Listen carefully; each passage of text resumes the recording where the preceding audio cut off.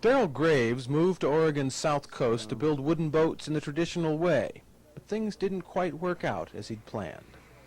Yeah, this is a scale replica of a partially built steam schooner, actually the steam schooner Elizabeth, without the shipyard. Daryl's shipyard is a storefront at the Bandon Historical Museum, where he's worked for 7 months as a CETA-funded artist-in-residence. This partially completed scale model of the steamship Elizabeth is the result of his efforts, built the way the old ships were.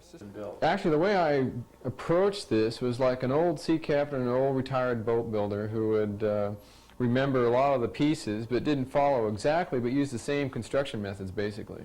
5-foot models and 150-foot ships are clearly different, but there are surprising similarities in transferring a concept to paper and then transferring the paper to production, with the same painstaking attention to detail required whether working with a small file or a massive adze. The project is history in the making. Between 1904 and 1927, the Elizabeth carried lumber and dairy products from the south coast to San Francisco and returned with San Francisco finery, earning her the title of the boat that built Bandon. I think I'm really caught up in the whole mystique of the 1890s, or just around the turn of the century. It was sort of an in-between era. It was just, there was enough modern technology to make things interesting, but yet there was still a nice way of life that was, I don't know, more wholesome. I'm not sure how you would describe it.